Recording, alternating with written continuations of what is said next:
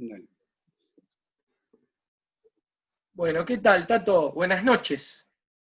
Buenas noches. ¿Cómo va? Bienvenido al Circo de la Vida. Bueno, gracias. Buenísimo, gracias por la invitación. No, mira, yo tenía muchas ganas de que lográramos encontrarnos. Y bueno, como dije, este año me permití con esta virtualidad encontrarme con un montón de amigos, de compañeros, de conocidos y de otras personas también para aprovechar y tener lindas charlas y sacarle jugo a este contexto que nos permite esto. Armar un video, sacarlo en la radio y difundir distintos ejes temáticos que son importantes de discutir y de ponerlos todo el tiempo en agenda. Y cuando hablábamos fuera de aire, se me ocurría esta idea que te compartía, como de arrancar hablando por acá y vamos viendo dónde nos lleva, que era decir, en el marco de la nueva ley de salud mental, en un momento el 2020 era el horizonte prefigurativo con una consigna política fuerte, que era decir un 2020 sin manicomio, ¿no? Y bueno, yo sé que es un tema en el que vos investigaste mucho, donde es un tema tuyo de interés, de laburo y demás. ¿Por dónde querés que arranquemos primero? Situando la ley, situando lo que habilita. Por lo que vos tengas ganas, podemos empezar a charlar. No, primero podemos decir que está difícil para llegar. De una, vamos por el grado de realidad, Eh, entonces, principio de realidad. Primero que está difícil llegar. Eh, Nada, o sea, primero obviamente estoy súper de acuerdo, digamos, eso está ahí planteado en la ley, viene de un planteo de la OPS de unos años antes, así como consigna, en Latinoamérica sin manicomios. Eh, la verdad que bueno, siempre se vio como, o por lo menos bueno, ¿no? Yo a título personal, digamos, siempre lo vi como bastante complejo, digamos, poder eh, siempre como algunas veces hemos charlado, ¿no? Siempre como un objetivo, digamos, a tener adelante y a construir, me parece sumamente importante, digamos, vamos a tener que reconfigurarlo, retransformarlo, repensarlo, porque bueno, se nos está pasando 2020, y no es que no hemos avanzado, me parece que se ha avanzado, hablo particularmente de Argentina, ¿no? Eh, la ley de salud mental es sumamente importante, me parece que hay un consenso unánime con respecto a eso, casi unánime podríamos decir. Eh, con respecto a eso implica un cambio de paradigma sumamente importante que ha ayudado a avanzar en muchísimos sectores del país por prácticas más respetuosas de los derechos humanos, más inclusivas, no tan manicomiales, aislantes, eh, y, y, me parece que se ha avanzado mucho. En muchos otros lugares la ley, y eso también es verdad, y tenemos que reconocerlo, particularmente, por lo menos de la realidad que conocemos de Rosario, en varios lugares ha sido así, vino a reafirmar una línea de trabajo que ya se venía desarrollando, ¿no? No nos olvidemos que la ley viene a ser el resultado de muchos años de todo un movimiento de diferentes sectores, de militancia, de académicos, trabajadores en el campo de la salud mental que bueno, en cierto sentido la ley vino a ser parte de fruto de un proceso en el cual no es ningún fin, sino también, como decíamos recién, un nuevo eh, recomenzar, digamos. Pero bueno, con lo que respecta estrictamente a los hospitales monovalentes, que es lo que plantea la ley y esta consigna, la verdad que a mi criterio se ha avanzado poco, digamos, o sea, vamos a llevar 10 años de sancionada la ley, 7 de su reglamentación, y no se cerró ningún hospital, por lo menos que yo me haya enterado, no se cerró ninguno de los hospitales psiquiátricos. Se avanzó en muchos otros sentidos, algunos se redujeron, mejoraron una serie de prácticas, pero avanzar hacia el cierre los hospitales monovalentes, psiquiátricos, la verdad que a mi criterio se ha avanzado poco, o sea, no era mi criterio, la realidad dice eso, digamos, o sea, seguramente se deben haber reducido las camas, interesantes los números que se publicaron el año pasado con respecto al censo, en ese sentido, poder tener números más concretos y reales para poder pensar la realidad y sobre todo para poder pensar y planificar cómo transformarla, ¿no? Pero bueno, me parece que sigue siendo una de las grandes cuestiones pendientes, y obviamente cuando digo el cierre de los hospitales no me restricta meramente solamente al cierre de los hospitales, sino que es avanzar con el plan de la ley en general, digamos, digamos, no hay cierre de los hospitales, sino hay apertura de toda otra serie de servicios, los llamados servicios sustitutivos de los hospitales psiquiátricos, digamos. Entonces, es difícil avanzar con el cierre de los hospitales si no se avanza con la creación de los servicios sustitutivos necesarios y con un fortalecimiento que en eso sí me parece que es en donde más se ha avanzado, si se quiere, que es en fortalecer la atención en salud mental, en la atención primaria y en los hospitales generales. Obviamente esto es irregular y diferente a lo largo de todo el país, pero sí podemos decir que de lo que ya tenía existente en nuestro sistema de salud, a partir de la ley ha posibilitado un avance y una profundización de estos trabajos en estos servicios. Tal cual. Y Tato, te pregunto, siendo vos también docente, estando vinculado a la carrera universitaria, digamos, la docencia, ¿vos creés que a partir de la ley o demás se ha hecho también alguna transformación mínima, grande, como sea, en relación a las carreras relacionadas en salud, a lo que tendría que ver, digamos, después con las prácticas en esta institución, en esta forma, en adaptar otras cosas? Lo ves que yo en psicología, medicina, ¿tenés idea si hay algún impacto o algo de que realmente haya una transformación en la producción del conocimiento? De problematizar y sostener este paradigma en estos nuevos profesionales en formación, porque con los viejos también me imagino que es como dar el debate, ¿no? En relación a lo que uno está acostumbrado, cristalizado, de construirlo, y hacia los nuevos profesionales también ya empaparlos en esta nueva forma, como para que en algún punto, o sea, la forma que conozcan, digamos, creo que es un poco el proceso del que uno intenta apuntalar, sostener. ¿Vos creés, al menos pensando en la experiencia más local, que seguramente de lo que podés tener un relevamiento fresco, creés que hay intentos de profundizar, de problematizar esto también hacia adentro de la academia, que es la que forma a estos profesionales? Sí, creo que sí. También me parece que hay que poder profundizarlo. En la Facultad de Psicología en particular, que los dos conocemos lo que era el plan de estudio y lo que es ahora el plan de estudio con respecto a los cambios que hubo, y ubico eso como un mojón, como cierta oportunidad sumamente reciente como para poder dar un énfasis en ese sentido que vos planteabas, la formación en general de nosotros como psicólogos, psicólogas,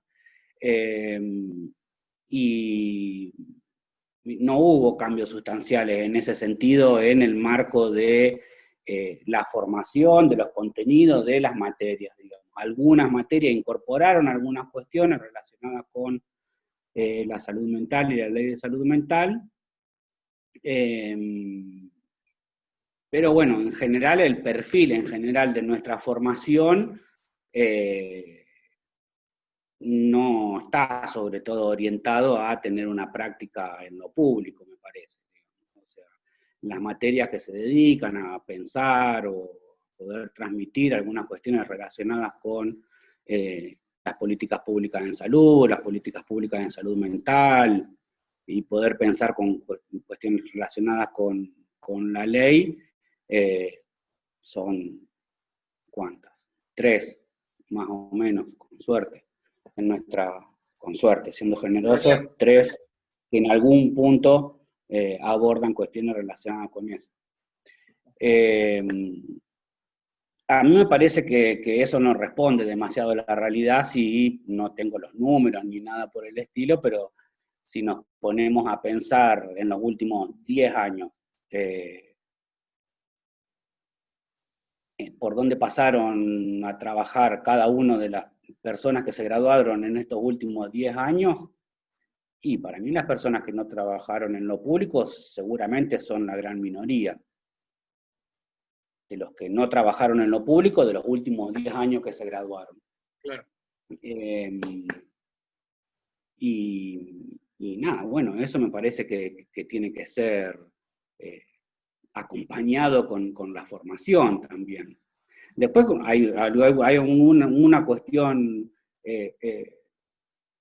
puntual con respecto a la formación y a las prácticas, y está claramente planteada, no sé si clara y concretamente planteada en la ley, pero sí planteada en una serie de recomendaciones que se hicieron posteriormente para pensar la formación en las carreras relacionadas con la temática de la salud mental, que es no desarrollar prácticas en hospitales monovalentes. Y eso se sigue haciendo, digamos. Y me parece que es una cuestión que no hay falta de servicios públicos de salud mental en Rosario y la región como para que sea necesario las prácticas así. Digo, o sea, si hay una recomendación de que uno no pase por ahí para formarse como trabajador, me parece que por algo es, obviamente. Tengo un montón de pensamientos con respecto a eso, acuerdo con el planteo, pero bueno, en nuestra facultad se siguen, obviamente quien elige, y no soy, qué sé yo, pero bueno, se pueden todavía hacer prácticas en los hospitales monovalentes. Es interesante pensar esto porque en algún punto también nos permite leer por qué también está complicado, ¿viste? Esto como uno arrancaba, situar a veces las cosas permite ensayar por qué está complicado, cuando uno dice, las consignas tienen un peso, tienen una intención, pero hay que acompañarla con todo un desarrollo previo, y que no es solo un desarrollo de la militancia, porque vos bien decías, la ley en un momento vino a reflejar todo un espectro que venía de militancia, de historia, de efectores, de lugares. Ahora, a veces hacen falta las políticas públicas justamente para que potencien todas esas otras historietas y se expresen.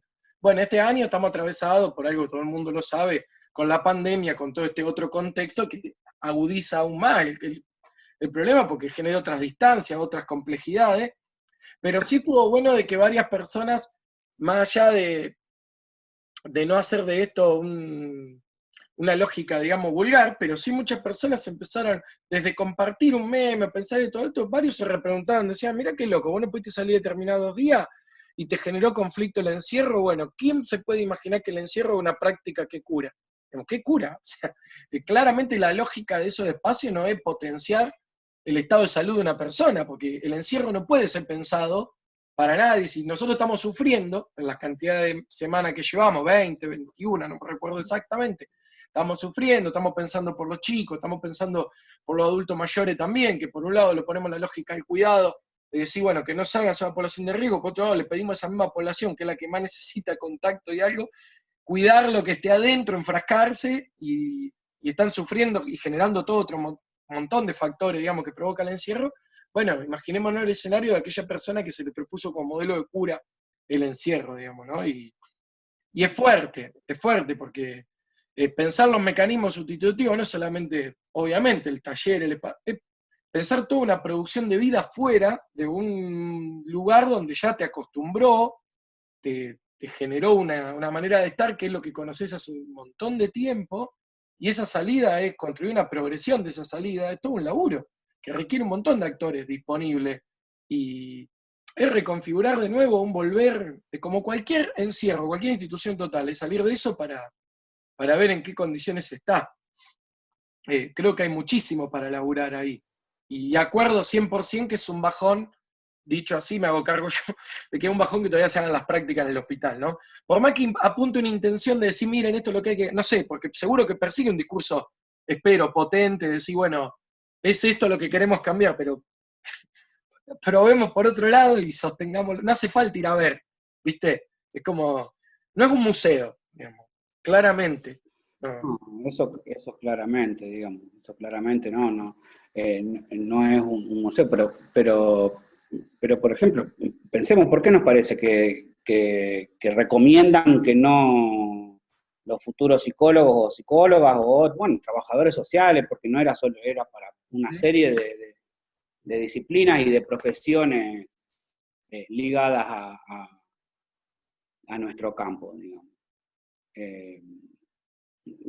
¿Por qué recomiendan que no nos formemos ahí, que no pasemos parte de nuestra formación ahí, digamos? O sea, no sé, un argumento, no sé si puede estar relacionado, pero al revés con este que vos decías, wow, bueno, no, como no hay nada para aprender ahí, no tienen por qué ir, digamos. O solo lo que pueden aprender ahí es aquello que no se debe hacer, digamos. No sé, yo no creo que sea eso, digamos, porque también no pienso que absolutamente todo lo que suceda dentro de los manicomios sea feo, sucio, malo y violador de derechos humanos. Ahora, eso que puedo llegar a estar pensando en este momento, que no es feo, sucio y malo, que sucede ahí adentro del manicomio, no hace que el manicomio deje de ser manicomio. Y esto implica principalmente que no hace que deje de violar una serie de derechos sistemáticamente en quienes están allí internados, alojados, secuestrados, según la perspectiva de donde se los mire. Y entonces,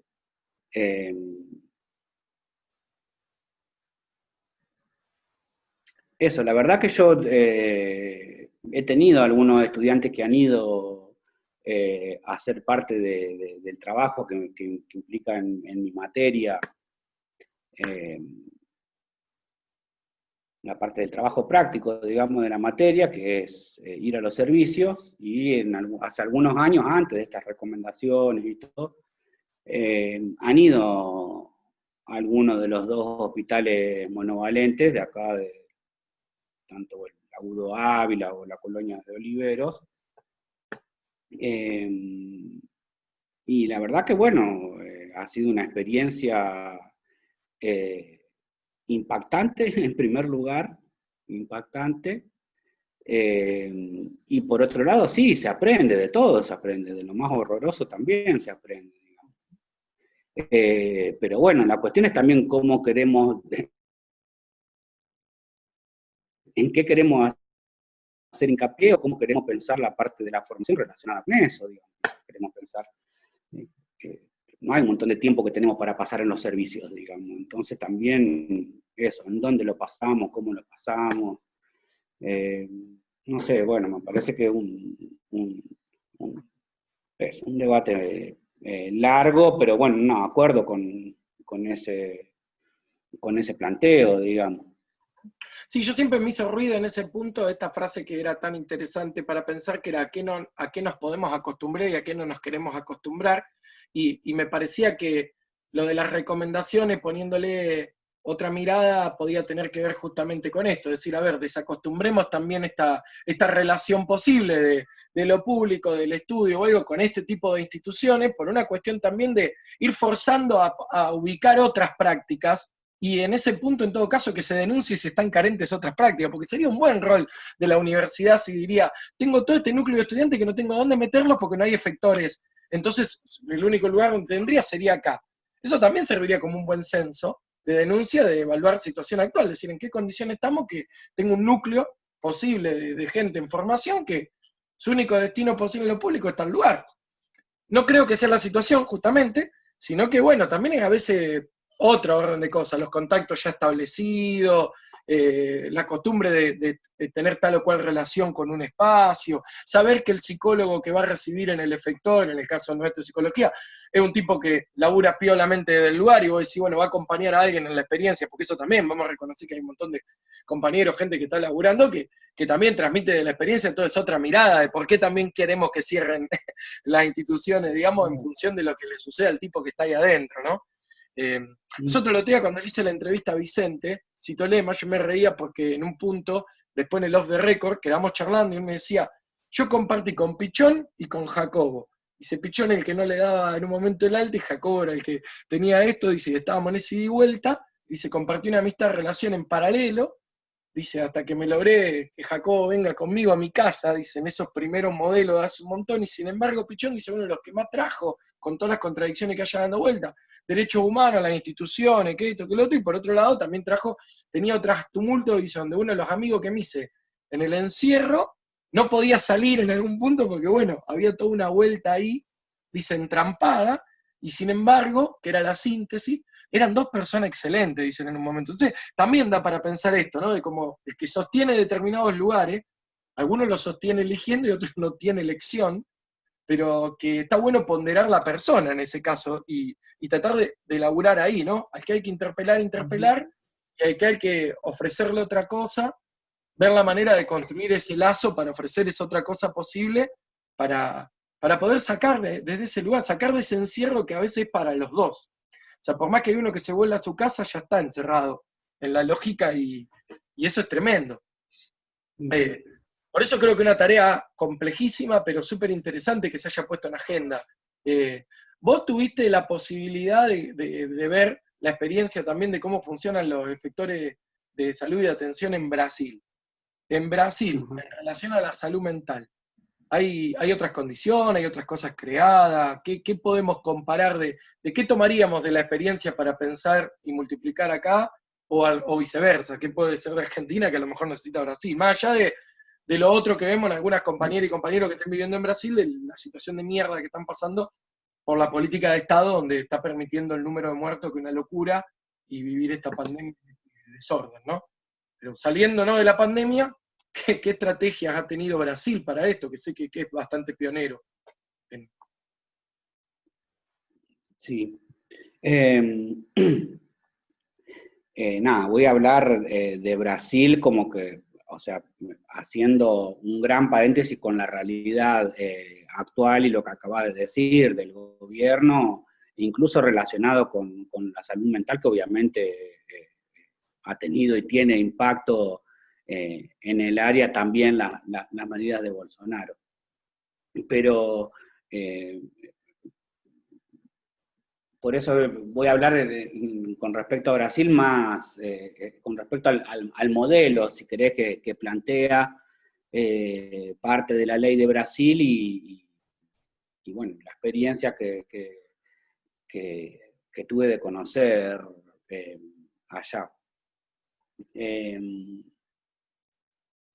A mí me parece que una de las principales diferencias del modelo brasilero con el argentino tiene que ver con el modelo de sustitución, podemos decirlo, digamos, con cómo se piensa el plan para poder cerrar los hospitales psiquiátricos.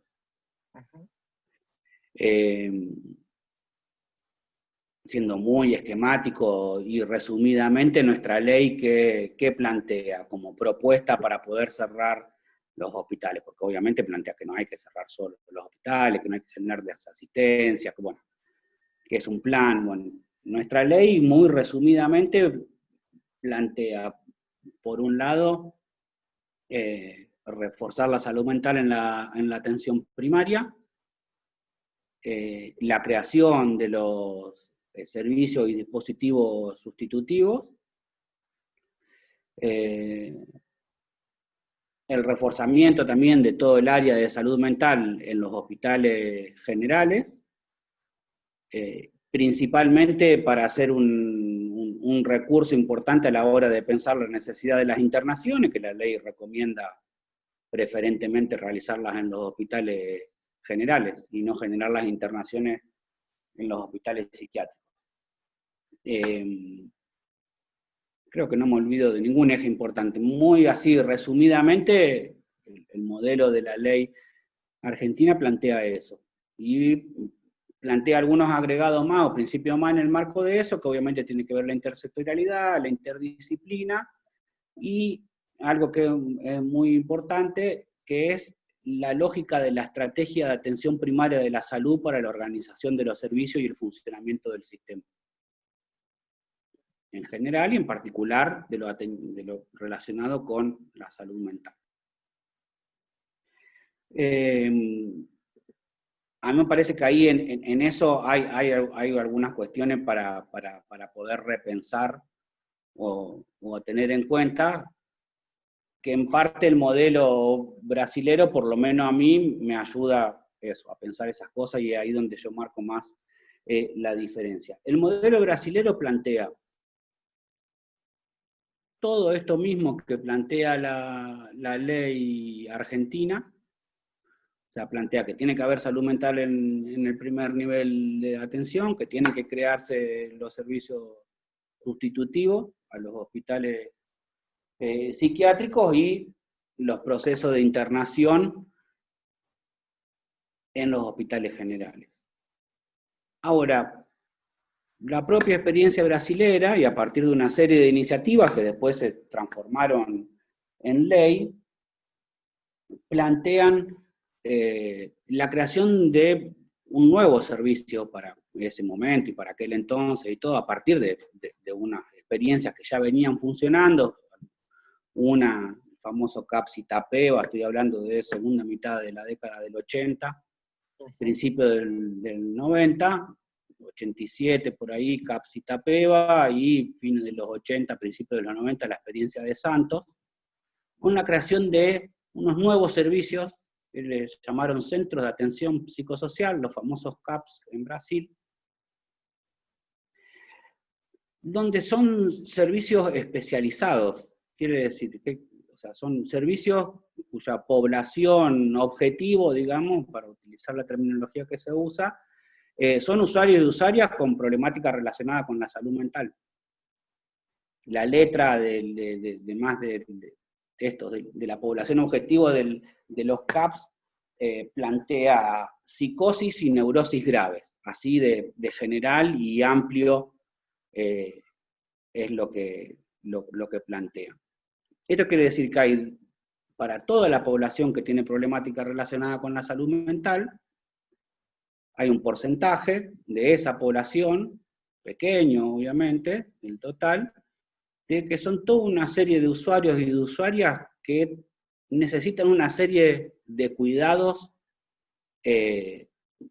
más sostenidos en el tiempo y más sistemáticamente en cuanto a la asiduidad en el tiempo. O sea, sostenido longitudinalmente en el tiempo y con mayor asiduidad entre cada uno de los momentos en que se precisa algún tipo de cuidado, asistencia, acompañamiento. O sea, hay una serie de problemáticas que van más allá del diagnóstico en sí, de cuál es el diagnóstico, pero bueno, son una serie de usuarios y usuarias que por sus problemáticas necesitan sostenidamente algún tipo de atención o cuidado por parte de los servicios. Así como los hipertensos o los diabéticos necesitan ser controlados, hacer una serie de cuestiones a lo largo del tiempo casi crónicas, son las llamadas enfermedades crónicas no transmisibles. Dentro de esas entran las problemáticas relacionadas con la salud mental, son problemáticas crónicas que, producto de una serie de cuestiones relacionadas con la demografía y la epidemiología, está habiendo cada vez mayor cantidad de población con estas enfermedades crónicas no transmisibles y que precisan de cuidado permanentemente. Permanentemente. No todos los mismos cuidados. Entonces, y una segunda cuestión que se plantea, porque estamos hablando de la población a la cual van dirigidas los centros de atención psicosocial en Brasil. Sí. Los centros de atención psicosocial están subdivididos respecto a la estrategia de cada uno de los sistemas de salud, pero principalmente están subdivididos con respecto a la población, el área de influencia y de cobertura que tienen y en función de la envergadura de las ciudades. Entonces hay un tipo de CAPS 1 que alcanza hasta 50.000 habitantes en regiones pequeñas, un tipo de CAPS 2 con mayores envergaduras, no solo de infraestructura, sino también de recursos humanos, para hasta 100.000, cubrir territorios poblacionales de hasta 100.000 personas, y los CAPS 3 que son a partir de 150.000 personas para las ciudades más grandes, pero estos CAPS 3 tienen la particularidad de que son los únicos que funcionan 24 horas y tienen camas para pasar la noche. Ajá. Entonces, a mí me parece que esto, el lugar este del CAPS 3, que funciona 24 horas, que es exclusivamente para problemáticas relacionadas con la salud mental, cumple una función sumamente importante en el marco de la red y del funcionamiento de la red. Estoy hablando exclusivamente de la salud mental, y lo dicen ellos mismos, no lo digo yo, es el que tiene mayores posibilidades de poder efectivamente sustituir aquello que es lo más importante y más difícil de sustituir de los manicomios. Claro, está bueno. ¿Qué es? Es sostener el cuidado. Claro, porque es lo que puede generar permanencia, sí, cierto, en un largo periodo de tiempo, sostener este cuidado a aquella que requiere, así sea, ir a pasar todas las noches ahí en un momento, ¿no? Claro.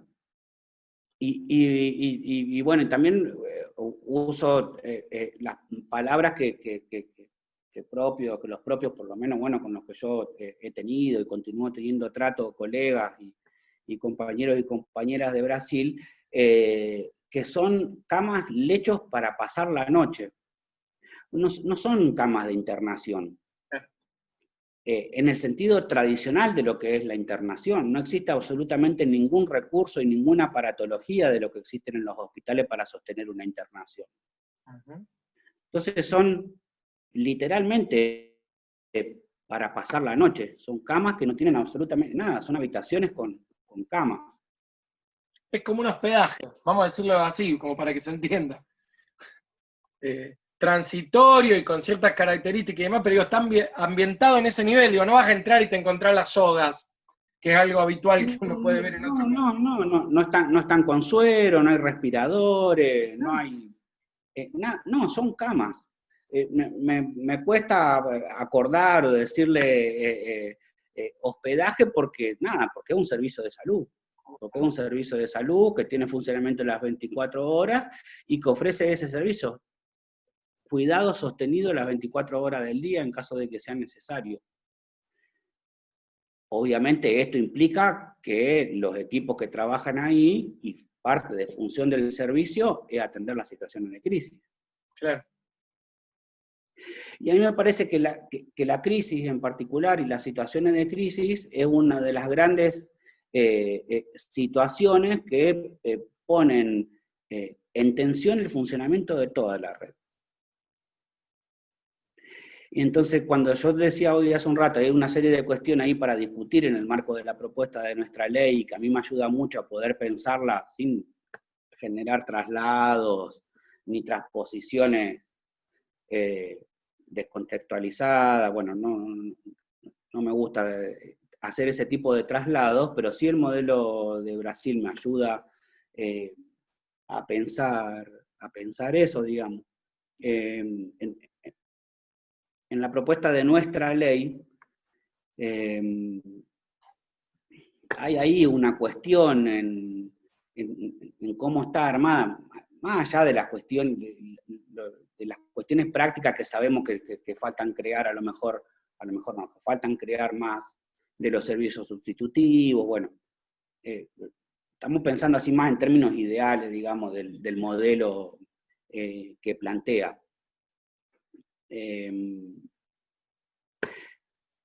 La lógica, la estrategia de la atención primaria, uno de los ejes que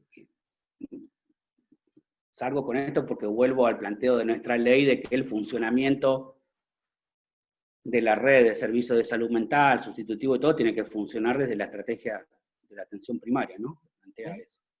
Bueno, una de las cuestiones por las cuales se piensa la atención primaria y se desarrolla la conferencia de Alma Ata, pero una de las cuestiones por las cuales se llama la estrategia de la atención primaria es porque implica una reorganización del sistema, todo de salud. Esta reorganización del sistema de salud implica, entre muchísimas otras cosas, dejar de tener un sistema hospitalocéntrico que principal y únicamente dé respuesta a la enfermedad. Entonces, la descentralización del sistema, pensar en la promoción, en la prevención, en toda la estrategia que conocemos que implica y tiene que ver en la estrategia de la atención primaria, tiene que ver con descentralizar el sistema de salud, del lugar del hospital, incluso descentralizar el lugar del médico dentro de los procesos de atención, de cuidado, de salud, enfermedad y cuidado. Entonces, la estrategia de la atención primaria tiene un sentido, digamos, tiene una lógica con la cual fue pensada. Y otra de las cosas que implica es esto, es poder sostener en el tiempo, allá en el territorio, cerca de donde la gente vive y trabaja, sus problemáticas de salud, con la participación de la gente.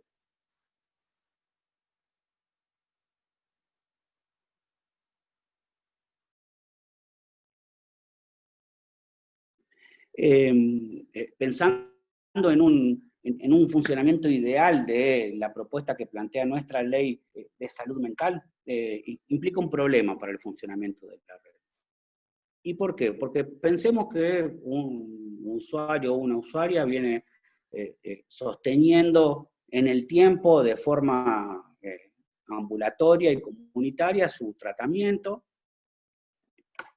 y la lógica de la atención primaria implica principalmente que todos los usuarios del sistema, esto de, muchas veces se piensan que los usuarios y las usuarias del sistema, para que trabajan, ¿viste? El paquete, ¿viste? De quién es el paquete y para dónde lo derivamos, ¿no? Bueno, entonces lo derivamos ya no más nuestro, no. La estrategia de reorganización del sistema de la atención primaria implica también definir en torno a eso, digamos.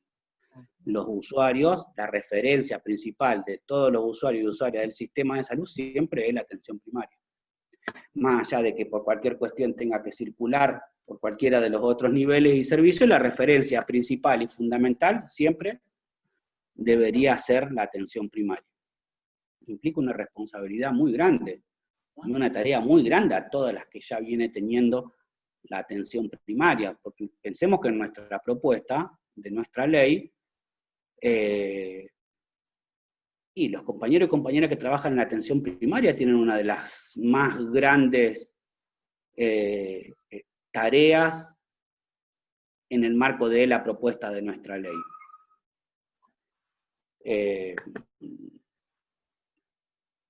Sí, tamaña porque tarea. Serían los servicios de la referencia principal para pensar los tratamientos, más allá de que estén los servicios sustitutivos y que participen de este espacio productivo, de este espacio cultural, y sostengan sus espacios terapéuticos y algunos que otros espacios en el centro de atención primaria de la salud.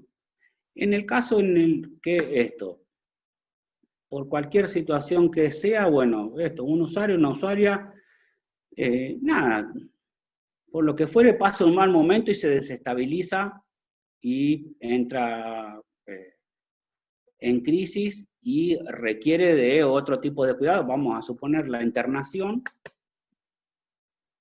en el marco de este funcionamiento, digamos. Ahí a mí me parece que ahí hay una dificultad, digamos, porque, y estamos suponiendo que los hospitales psiquiátricos ya no están, O sea, ese lugar del que debería alojar para esa situación de ese usuario o usuaria sería un hospital general. Y a cómo están las condiciones y cómo están trabajando, no solo los hospitales generales, sino también la atención primaria, la lógica también de la atención primaria implica una forma de seguimiento y del acompañamiento de los usuarios en el marco del sistema por parte de los equipos de la atención primaria que hoy en día no están en condiciones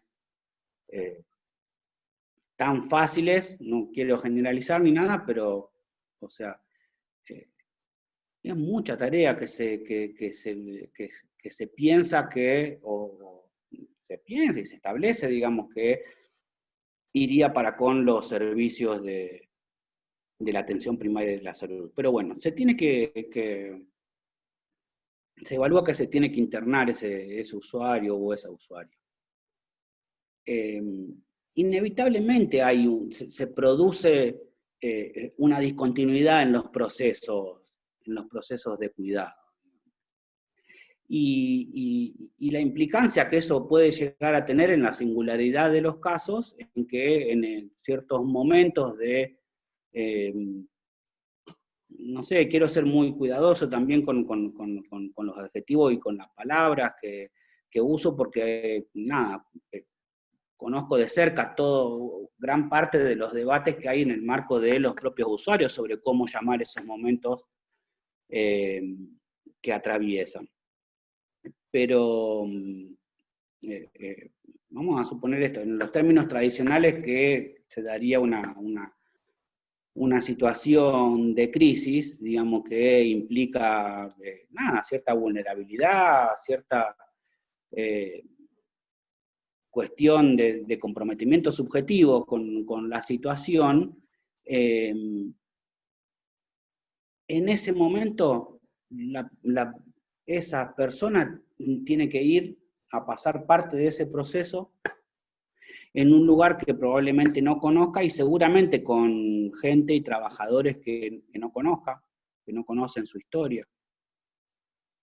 Por más de que vamos a suponer que trabajan súper bien y que son súper alojadores, o sea, ¿qué es lo que implica para eso? Para una persona que en un momento de crisis, de vulnerabilidad, vamos a decirlo entre comillas, de vulnerabilidad ante esa situación, y sus principales vínculos referenciales claro, que se viene trabajando sobre eso hace años, en ese momento se cortan y se pierden.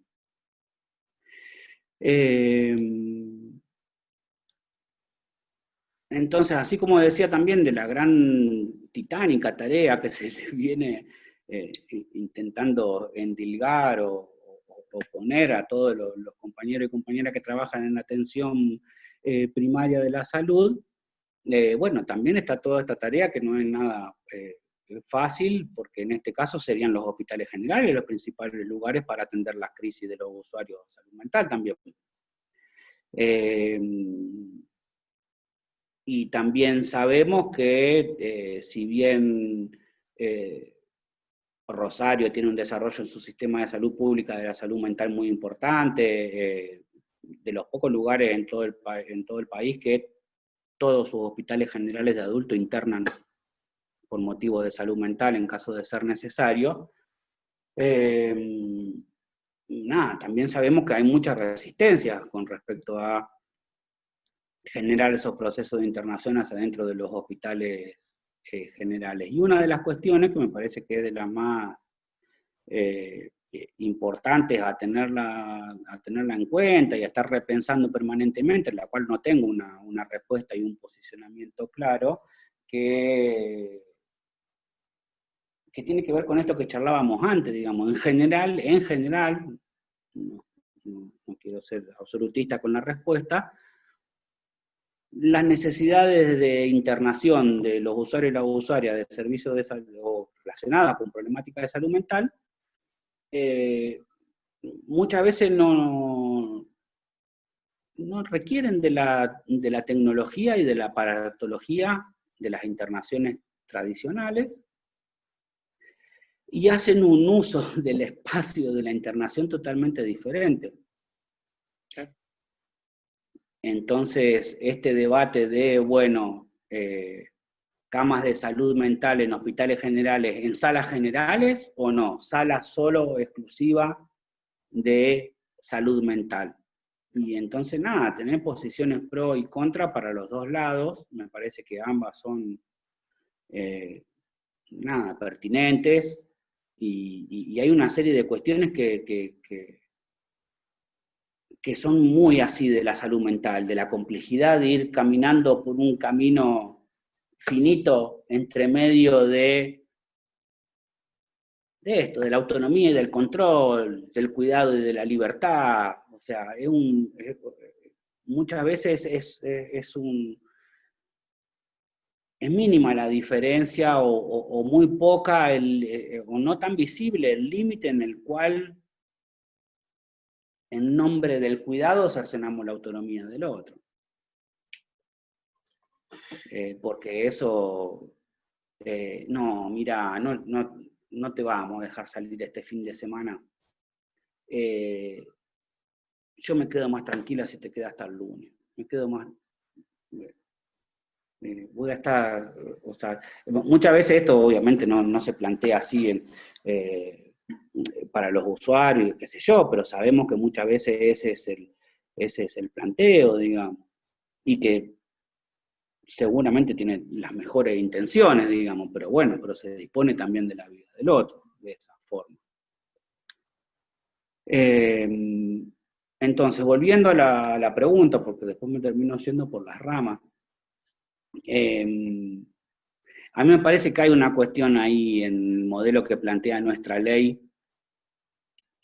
de eso, de la situación de crisis. Me parece que pone en tensión ese armado, porque después el funcionamiento, por lo menos hasta hoy en día, del hospital general, no funciona, no está totalmente incluido en la lógica del funcionamiento de la estrategia de la atención primaria de la salud. Entonces, la ley plantea que tiene que estar todo organizado de la lógica de la atención primaria de la salud, pero, bueno, pero eso deja de funcionar cuando hay una situación de crisis, digamos. El modelo que plantea Brasil también tiene todo un debate, porque es tener dispositivos especializados, servicios especializados, digamos, que de esa forma también es como se nombra a los hospitales psiquiátricos, son servicios especializados. Bueno, y la salud mental tiene que ser un componente más dentro de la salud en general, no debería existir. Hay todo un debate interesante y planteos con respecto a eso de Tolkien y de muchos otros más. Bueno, esto, la salud mental en el marco de la salud. Está bien que exista la salud mental en el marco de la salud. ¿Por qué si se habla tanto de salud mental y no se habla tanto de la salud hepática, de la salud de otra serie de dimensiones de la existencia? Y bueno, hay una muy importante que es la que plantea Tolkien y que para mí estoy totalmente de acuerdo, es que es la única que encierra y cercena derechos por tener problemas. O sea, todas las otras especialidades, ninguna encierra y viola derechos sistemáticamente por alguna afección. Y por otro lado, me parece que también es necesario, hay una serie de especificidades a pensar en el marco de la subjetividad y de la salud mental, justamente porque no responde a la lógica de todas las otras dimensiones de la salud orgánica. Entonces sí, hay que tener una dimensión. O sea, la salud mental o la subjetividad tiene que atravesar absolutamente todas las prácticas y dimensiones de la salud en general, sin hablar, tiene que ser un eje transversal. Pero también hay ahí, me parece, un saber hacer de una especificidad más fina, de un tipo de escucha, que no está pura y exclusivamente en los trabajadores de la salud mental, pero que sí hay ahí un núcleo duro, me parece que tiene que ver con nosotros y con lo que hacemos, que que mientras las cosas sigan estando así, me parece que sigue siendo necesario, productivo y potente que exista para generar estas discusiones, digamos.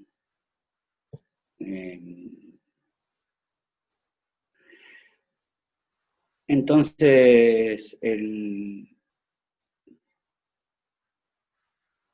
hecho de cortar el vínculo terapéutico, que es un vínculo que no se construya, sino más que lleva mucho tiempo,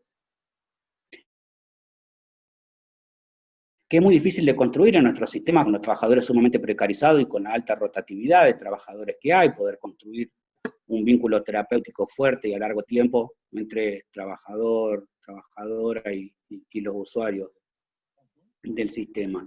Pero si en el momento de mayor complejidad de la situación subjetiva de una persona no podés contar con ese vínculo, es una lesión al mismo vínculo muy, muy grande. Y ni qué hablar las consecuencias mucho peores que puede traer si el hecho de, en este caso, poniéndonos nosotros en el lugar de los trabajadores, suponiendo que nosotros somos el que tenemos ese vínculo fuerte y sostenido en el tiempo con esta persona, y esta práctica o derivación que nosotros entendemos necesario hacer, nada, si encima tiene consecuencias negativas para el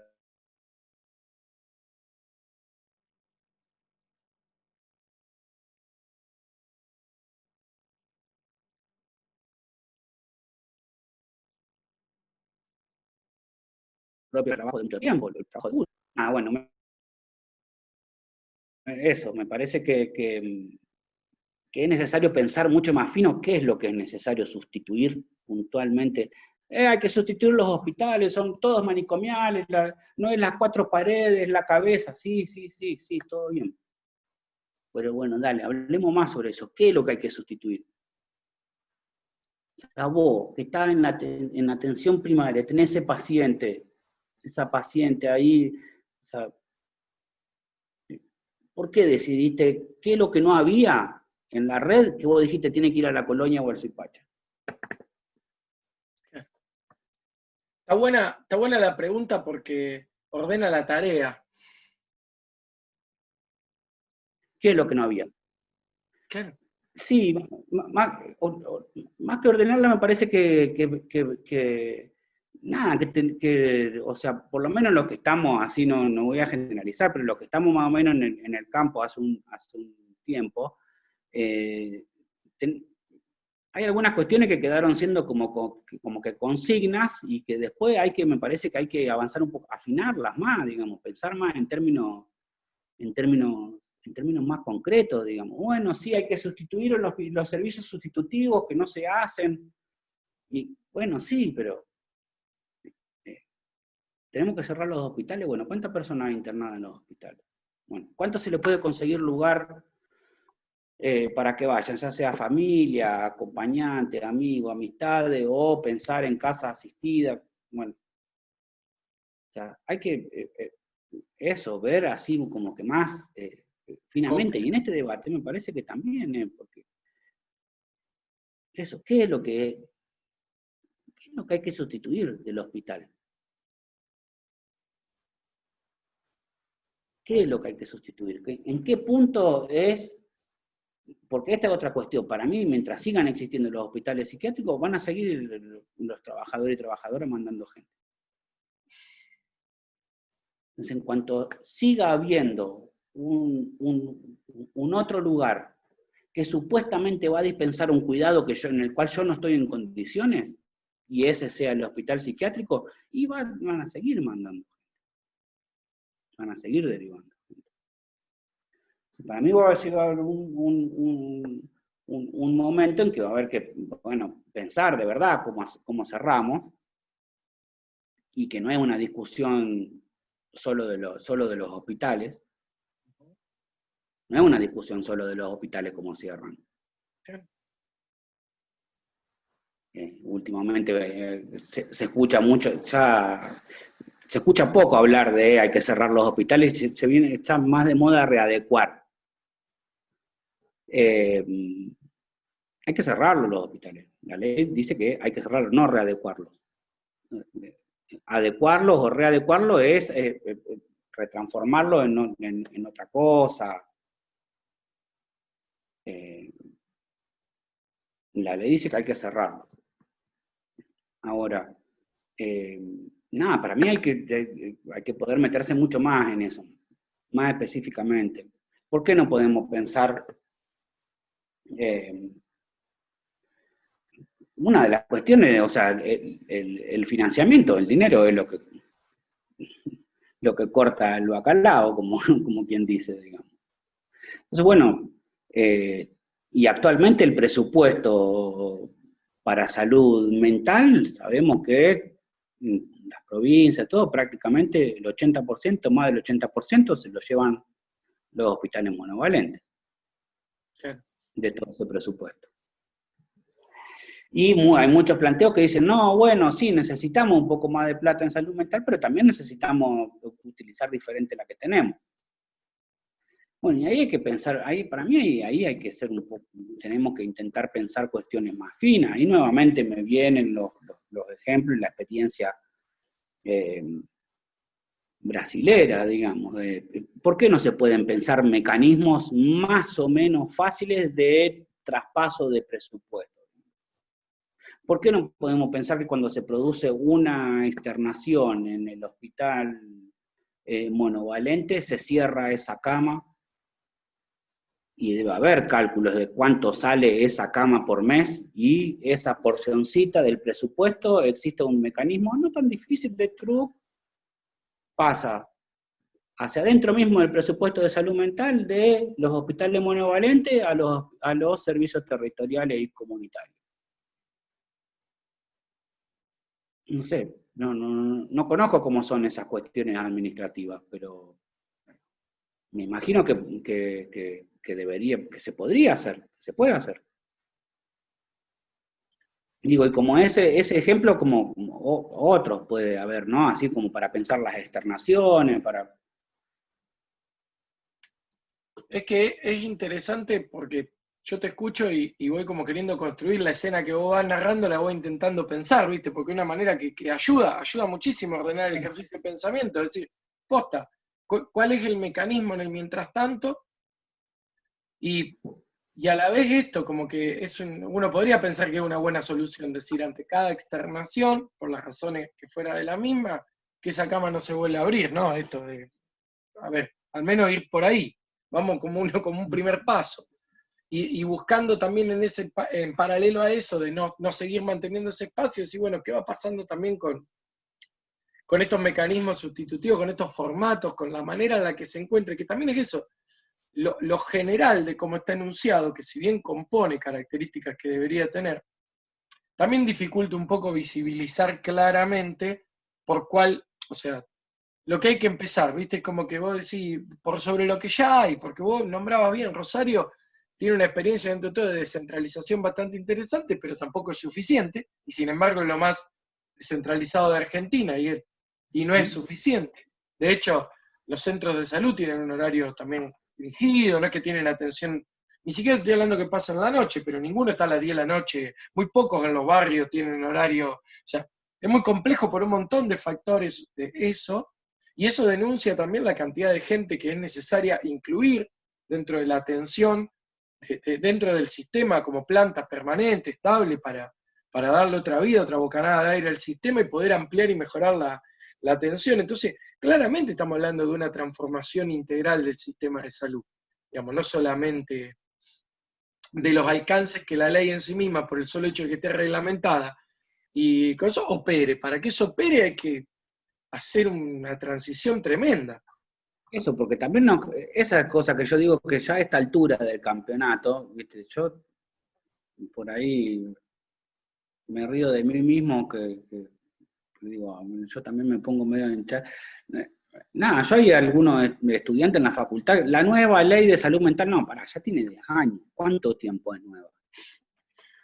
¿Cuánto Pero se bueno, puede más hacer allá de todo? Claro. lo que digo es que con el correr del tiempo, alguna serie de cuestiones ya son casi como una especie de consigna o de jingle eh, que no reflexionamos más allá de eso, digamos.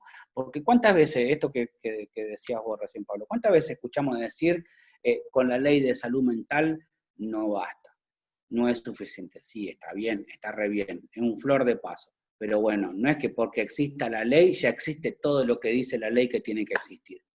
O sea, la ley no crea nuevas realidades, o sí en algunas dimensiones, digamos, porque antes de la ley eh, no estaban prohibidas un montón de cosas que con la ley sí están prohibidas. O antes de la ley los usuarios y las usuarias no tenían tantos derechos como tienen a partir de la ley. Y a partir de la ley, efectivamente, los tienen por ley. De ahí a que los usufructúen, esa es toda otra cuestión. Es toda otra cuestión. Eso por un lado. Pero por otro lado está lo que vos traías al principio de la charla, que son las políticas. O sea, eso se tiene que traducir en políticas. Y así como yo te decía, así, tipo, casi de resultado, arrancando por el final, bueno, no se cerró ningún manicomio en los últimos 10 años, pero también hay toda otra serie de ejemplos con respecto a cómo la política tiene que, nada, la salud mental tiene que estar un poco más en la agenda política. No voy a ser iluso de decir tiene que ser prioridad en la agenda de la salud pública, pero sí tiene que tener un poco más de relevancia, por lo menos, eh, para que se pueda seguir implementando y avanzar en la implementación de la ley. Pensemos en la realidad de Rosario, de los que se te puedan venir a la cabeza de los servicios llamados sustitutivos, alternativos que hay en Rosario. Que no estoy hablando de los espacios públicos, y no necesitamos nombrarlo, pero ya sabemos cuál es la gente que conoce acá la realidad, se los puede imaginar. Bueno, la gran mayoría de ellos, fueron iniciativas de los propios trabajadores para que se generen esos espacios. Varios de esos dispositivos se generan a partir de los grupitos de trabajadores pelearla para poder tener diferentes espacios, muchos de ellos para salir y generar prácticas por fuera de los manicomios, del hospital psiquiátrico, obviamente el Estado, o sea, retomando y apoyando esa iniciativa, después ha abierto o reproducido algunas experiencias, pero muchos de esos servicios, de las casas asistidas, nada, han sido iniciativas de los trabajadores, donaciones de los usuarios.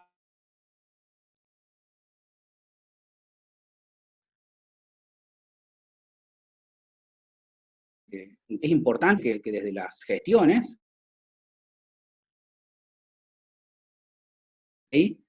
nada, se pueda avanzar un poco más, se pueda seguir avanzando. Y bueno, si bien a lo mejor en principio todavía no se puede, como decíamos recién, crecer en presupuesto, que es una de las cuestiones importantes, bueno, podemos pensar mecanismos de cómo eso, remanejar y reutilizar el presupuesto y los recursos que tenemos. Sí, a veces ser creativo no implica justamente configurar algo tan nuevo, sino que es partir de lo que hay, aprender a aprovecharlo, que eso es una realidad. También venimos como siempre en este escenario de incierto en cómo funciona también nuestro país, que es una realidad que cada cambio de gobierno automáticamente también hay un traslado de las políticas y de las jerarquizaciones, y siempre como postergaciones, reacomodo.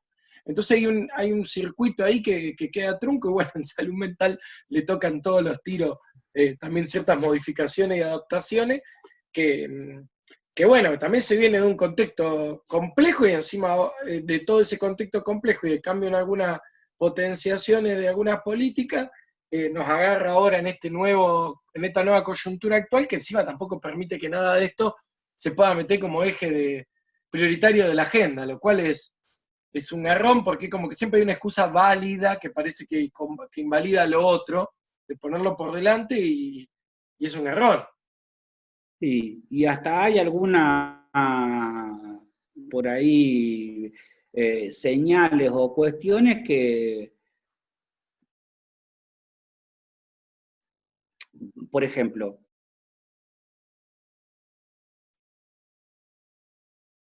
pandemia, sistema de salud en el marco de la pandemia. La definición de no pagar el bono de 5.000 pesos a los trabajadores del primer nivel de atención primaria de la salud, y toda los compañeros que conocemos que trabajan ahí, todo lo que vienen haciendo, a mí me parece que denota una clara visión del sistema. Sí, tal cual. Vos sabés que recién justo se entrecortó, pero te interpreté la idea y la repito, y vos decime si es esto, pues justo por la dos, porque me pareció re importante para que se pierda. La decisión del gobierno de no haber pagado el bono de 5.000 a los compañeros que trabajan en el sistema de primer nivel de atención, digamos, de APS, ¿verdad? Dijiste eso. Sí, no, lo que digo es, esa definición implica una visión del sistema de salud. Tal cual. Implica una visión del sistema de salud, de cómo funciona, porque también eso es toda otra cuestión que algo charlábamos ahí justo antes de arrancar, relacionado con esto, con el funcionamiento de los servicios en el marco del sistema. Por un lado, y no lo digo en el sentido en que no esté de acuerdo, me parece que está bien, pero principalmente lo que escuchamos permanentemente hablar con respecto a los recursos que tenemos del sistema para afrontar a la pandemia son hospitales, camas, terapia intensiva y respiradores. Y el personal de los trabajadores y las trabajadoras que tienen que cumplir esas funciones en esos lugares. Poco se habla del resto del sistema con respecto a tareas que tengan que ver con el coronavirus. Y hay toda otra serie de niveles y de servicios del sistema que están funcionando y están cumpliendo tareas sumamente importantes en el marco de la pandemia. Como decían hace un tiempo en algunas charlas, de las tantas que hubo de estas virtuales desde el comienzo de la pandemia, ¿no? Bueno, sí, la atención primaria de la salud, terapéuticamente, en términos de cura para el coronavirus, y no tiene mucho para hacer. En términos de la terapéutica para atacar ahí en la cuestión. Bueno, pero hay toda, o sea, no es solo la enfermedad las prácticas del sistema. Y a mí me parece que gran parte de los relativos buenos números que se vienen mostrando por parte de Rosario desde hace un tiempo, y le agregué ahora el relativo porque sabemos que ahora en los últimos días está empeorando todo, aún así siguen siendo números muy buenos para Rosario, bueno, en el sentido epidemiológico, ¿no? Me parece una cagada cuando hablan los números exitosos y qué sé yo, y bueno, pensando en la situación que está la gente más ligada con eso, los familiares, pero bueno, y que incluso en estos días se viene hablando o está en la picota de la discusión por parte de los medios, ¿no? En estos últimos días estuvo saltando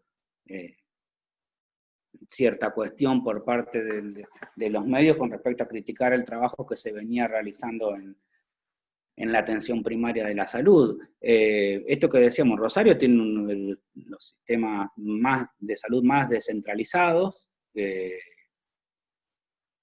No hay barrio en Rosario que no tenga centro de salud prácticamente. No, no hay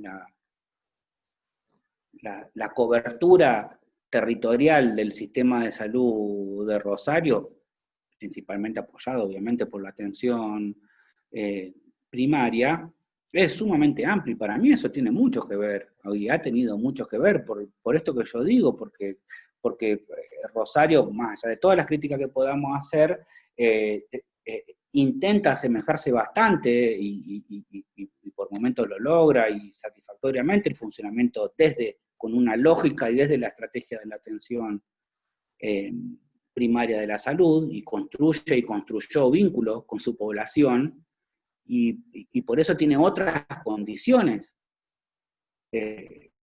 principalmente vinculares y referenciales con la población, para poder pensar y transmitir prácticas de cuidado relacionadas con la pandemia. Para mí, algo de eso ha tenido y tiene influencia en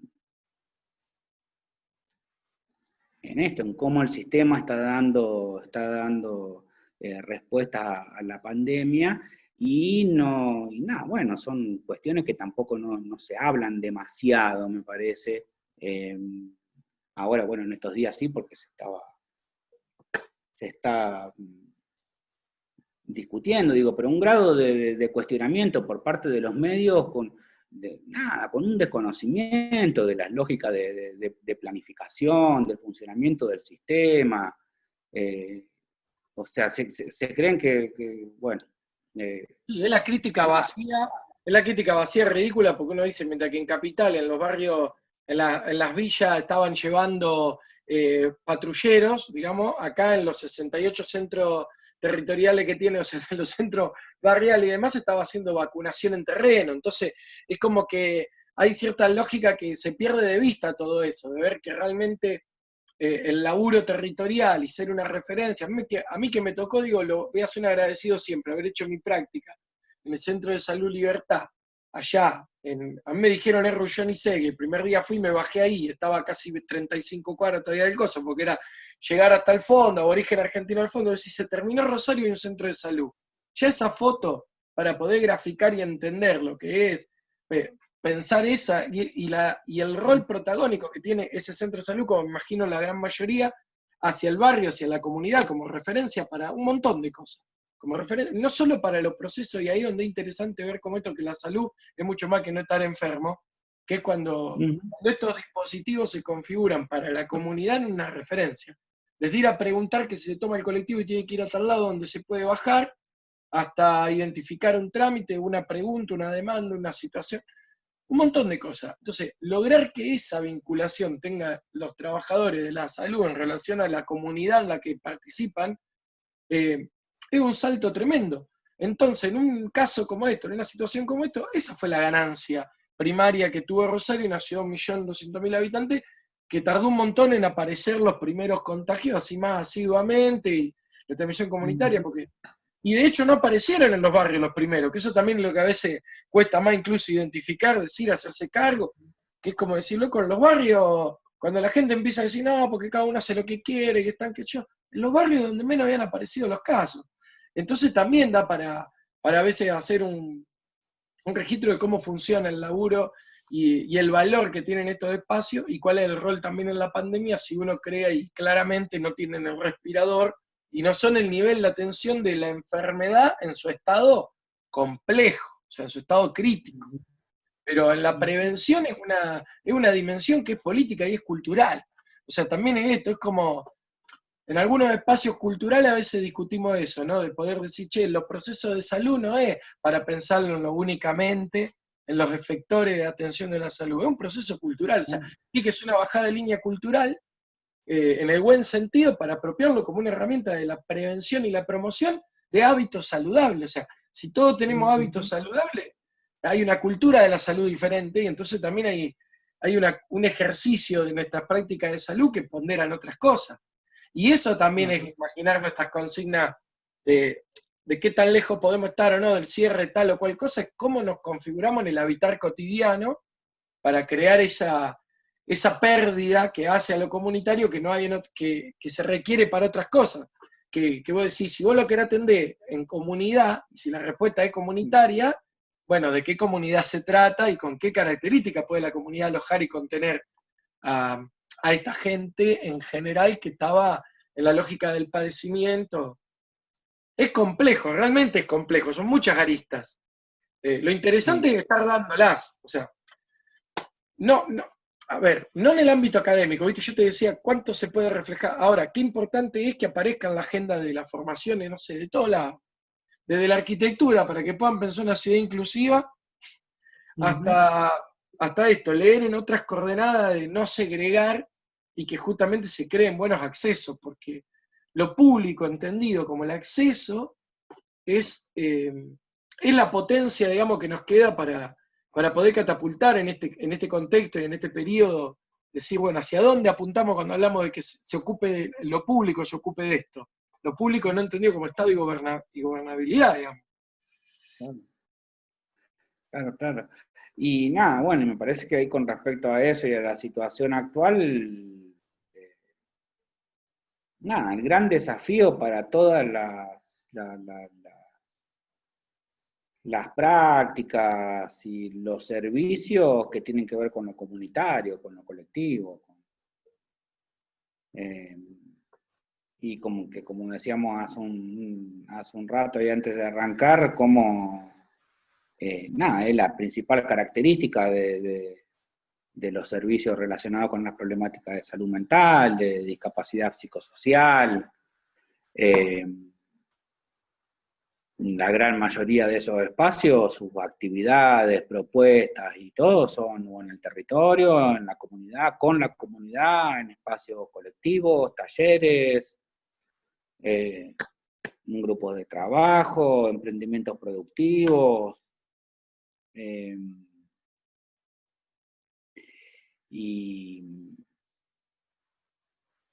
la cantidad de tiempo que se lleva en que la mayoría, diría prácticamente todas esas actividades, esas prácticas están suspendidas y cortadas, nada, me parece que es interesante poder ver y pensar cuáles son las consecuencias que eso está teniendo en el marco de los tratamientos, digamos. Me parece que la pandemia en el marco de todos los tratamientos, hablábamos al principio, vos hace un rato decía de, bueno, el encierro y, bueno, ahora se quejan del encierro por la pandemia y, bueno, pensar en las personas que hace 10, 15, 20, 40 años que están encerradas en los hospitales psiquiátricos monovalentes. Y arrancó la pandemia y el único contacto que tenían con el afuera, que era que lo vayan a visitar, se cerró. Entonces, porque ya estaban encerrados, no es que tuvieron, o sea, eso es lo que acabamos de decir, ya estaban encerrados. La pandemia que hizo, no tienen más visitas. Los que salían, no salen más. Los que venían saliendo de vez en cuando, salida terapéutica, finales de semana, no salen más.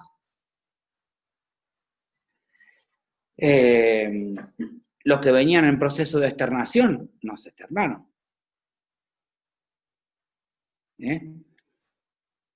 Y los que no estaban internados y sosteniendo sus tratamientos de forma ambulatoria y territorial, la mayoría de los espacios dejaron de trabajar. Por lo menos de trabajar como trabajaban normalmente. La gran mayoría implementaron una serie de formas de seguir en contacto, principalmente de las formas remotas, virtuales.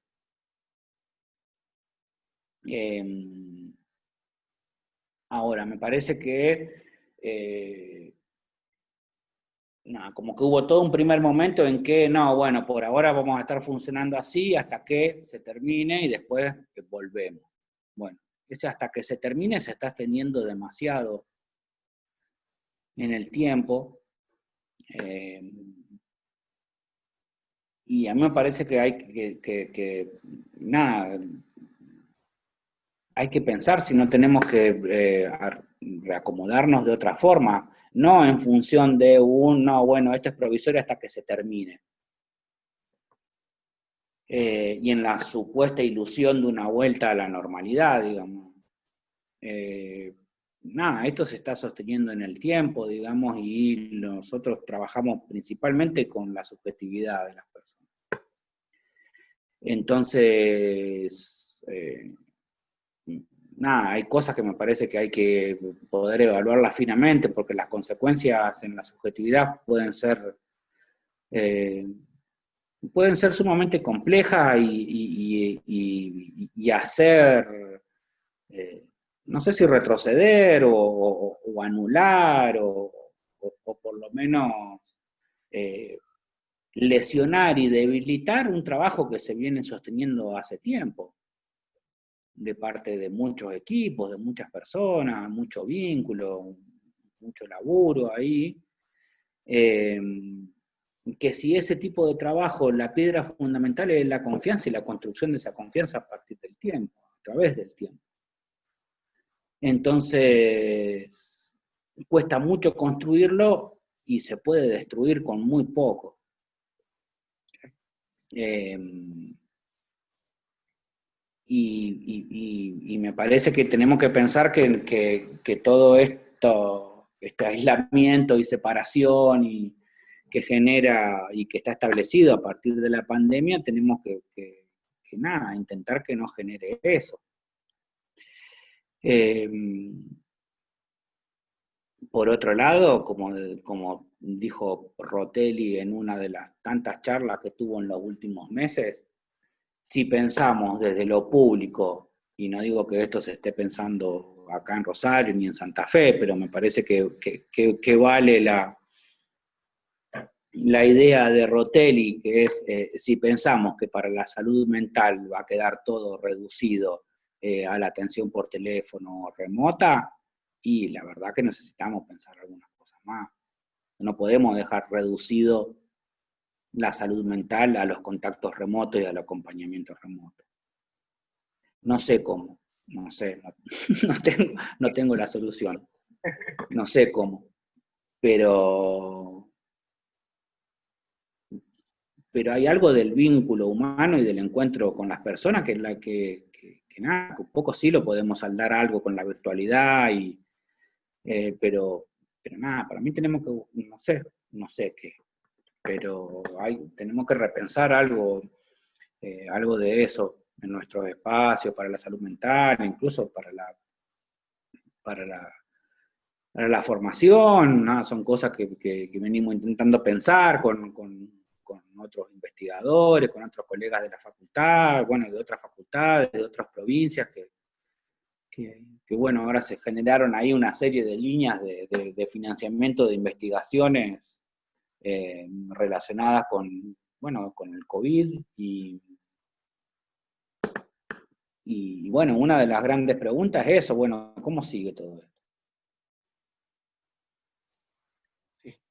Sí, porque aparte no se presenta como que la respuesta esté en el corto plazo. Entonces, yo digo, así como irrumpió, viste, como todo el mundo dice, irrumpió y fue algo inédito, bueno, también es como que, yo sí lo que pienso a nivel de salud de todos, nos vendría bien dejar de ponerle plazo a 14 días, viste.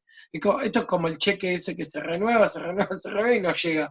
Yo creo que en algún punto sirvió como una estrategia, seguramente, y no persiguiendo otro fin, pero hoy por hoy es como que en todo caso creo que hasta el plazo tiene que ser más determinante o más claridad, porque también hace a una situación así como irrumpieron el incierto, es por lo menos potenciar otras cosas. A veces duele menos cuando te dicen, ya mira, de acá a diciembre nos imaginamos cerrar en este contexto que venimos y vamos a ver qué podemos ir construyendo mientras tanto, que ir creando ese otro orden de repetición que la gente ya, viste, lo toma con humor, viste que el humor sanciona todo aquello que no tiene que ver con otra cosa, entonces parece un meme jodiendo y se viene la filmina, 14 días más adentro, y llega un contexto donde vos decís, bueno, no sé cuántos 14 más se resisten, porque hay como algo que ya todos estamos entendiendo, si el que no lo haya entendido aún, y además que esto es algo que va a ser un proceso largo.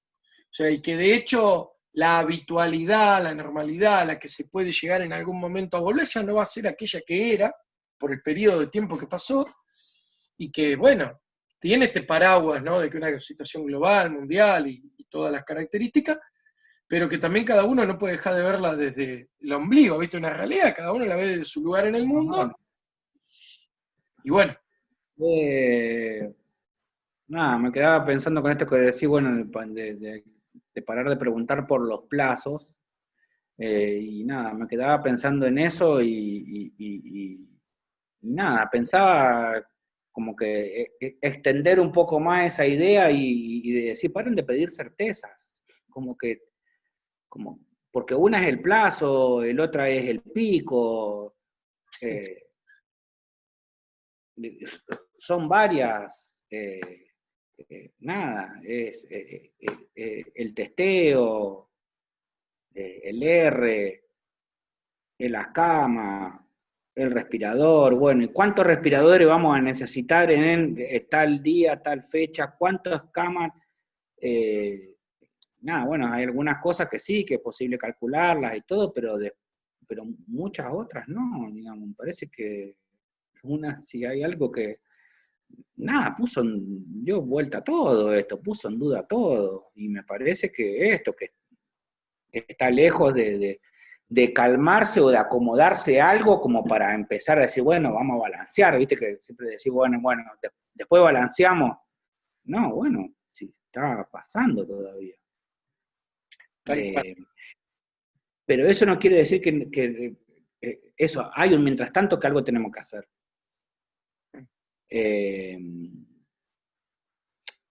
Nada, bueno, lo digo volviendo al tema, digamos, trabajadores de la salud mental, qué sé yo, docente, investigador. Nada, esto, tenemos que ser sumamente creativos, y algo hay que pensar, digamos, como dice todo el mundo, ya también a esta altura casi como una consigna, no para hacer como si esto no suceda. Pero bueno, tampoco no nos debe paralizar, digamos, me parece que no nos tiene que cruzar de brazos y de decir, bueno, despiértenme cuando pase. Y va a dormir mucho. Claro, tal cual. No, yo creo que va por ahí, Tato, y es así. Por eso yo, hoy cuando decía esto de, como que a veces uno plantea, ¿no? Esto que se ordena la tarea, en realidad es que, en realidad es tanto lo que hay por hacer en todos los planos, y encima siempre va a estar ligado a la coyuntura. Hoy, en este contexto 2020, la coyuntura actual nos presenta esta enfermedad que no estaba pensada, no estaba programada, proyectada, al menos no para nosotros, y en ese punto todos los escenarios de todo proyecto de vida de cualquiera pasó a otro nivel.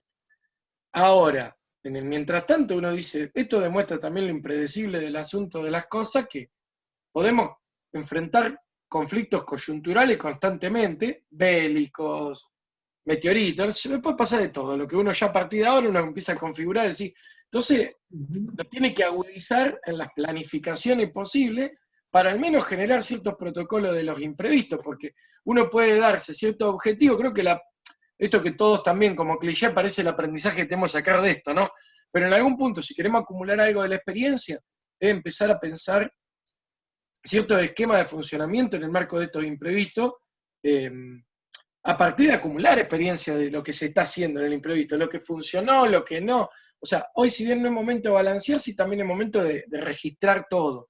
Yo creo que también creo que deben estar quienes están ante esa tarea de estar registrando lo que se está ensayando, porque bueno, sobre todo porque no se sabe la extensión del tiempo, por eso también es cierto, basta de la certeza, ¿verdad? Pero por otro lado también es acumular esta experiencia para ver qué de lo que se puede repetir servirá en otro contexto, y también qué de esto se está acumulando como un propio producido de cada lugar, de cada territorio, para responder también, porque así como hablamos de la característica de Rosario, digo, bueno, también de esa misma característica han aparecido un montón de nuevos emergentes, que ojalá que no se queden solo en el sesgo de la pandemia, o sea, que a posterior aparezca como un insumo propio, nuevas redes que se han tejido, que se han entrecruzado, redes de espacios que solidariamente están funcionando, que después pueden oficiar como altos dispositivos comunitarios de contención de situación. O sea, si cuando pase este malón, reconocer y registrar esos vínculos, esos encuentros, estos espacios que fueron emergiendo como canales posibles para pucha, porque guarda que hay un aprendizaje grande acá de cómo intervenir como comunidad, porque no es fácil en el escenario latinoamericano en el que estamos, cuando tenemos vecinos que no está sucediendo mucho de estas cosas y está viviéndose de otra manera, reaccionar medianamente como fuimos reaccionando, como pueblo, como comunidad, como espacio. Bueno, ojalá que lo podamos ir acumulando, porque más allá del gran disciplinamiento que hemos tenido, han aparecido otras bondades del vincularse, otra lógica al menos se instaló el chip del cuidado, ¿no?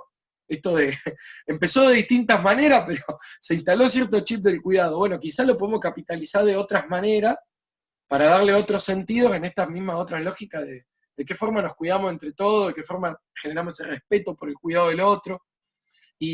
Pero sí salir de la lógica del miedo, eso sí creo que es una gran complejidad, que es como cuando también se ha emparentado, volviendo a nuestro tema y al disparador, la locura y la peligrosidad. O sea, siempre también ese otro riesgo, que es de ubicar algunas cosas como en grados de complejidad que aíslan. Sí, pero vos sabés que ahí con esto que trajiste del miedo, una cosa que interesante para pensar, no con el miedo con relación a la peligrosidad y a la locura y a la salud mental, sino el coronavirus generó miedo en un montón de personas. Prácticamente, bueno, no sé si decir en todo el mundo, pero prácticamente en todos generó miedo. Una de las formas en que por ahí venimos charlando con algunos colegas que se muestra ese miedo de las formas en que lo vemos, lo notamos, o cosas que nos hace pensar, es que algo que sucedió sobre todo y principalmente en los primeros tiempos de comenzada la pandemia, el primer mes, mes y medio, hasta 2 meses, ponerle mes y medio,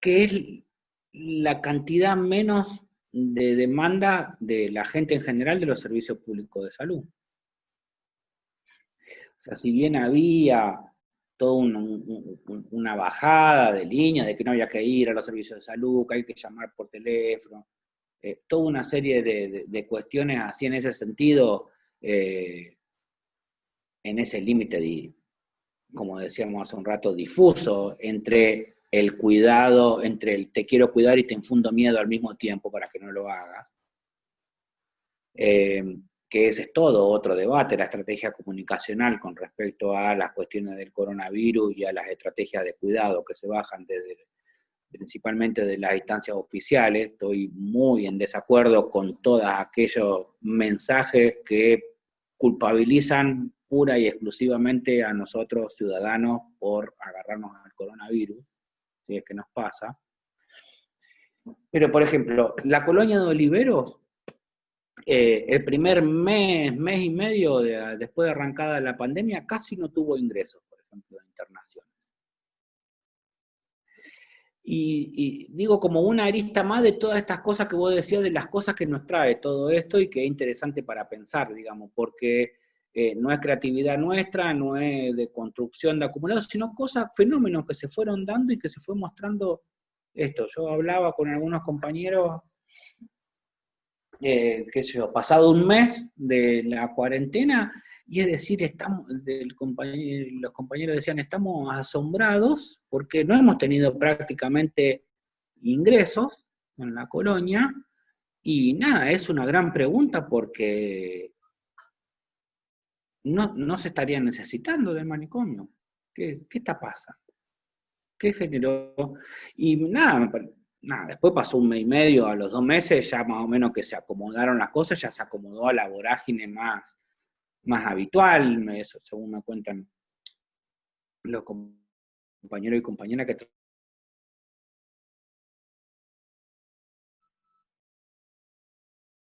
esto sobre todo en la atención primaria de la salud, donde hay muchísima gente que va mucho menos a los servicios de salud, justamente sí, por cuidado, pero lo que también, a lo que voy es que no hace pensar nada, cómo muchas veces usamos mal el sistema de salud, cómo muchas veces algunos usuarios, usuarias lo sobreutilizamos innecesariamente, y bueno, nada, múltiples debates que nos podemos generar, qué pasó durante ese mes, mes y medio, con todos los que habitualmente deberían haber ido derivados a la colonia de Oliveros, y nada, qué pasó durante todo ese tiempo, digamos, porque no es que la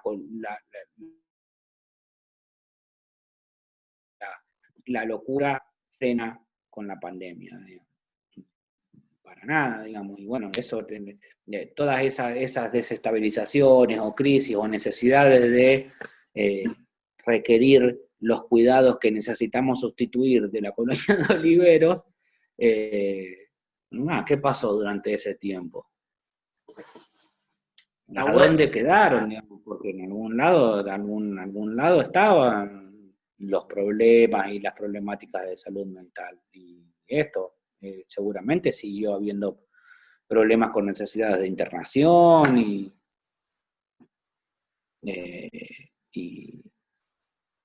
usuarios, usuarias entrando en crisis, seguramente, digamos, bueno, ¿qué pasó?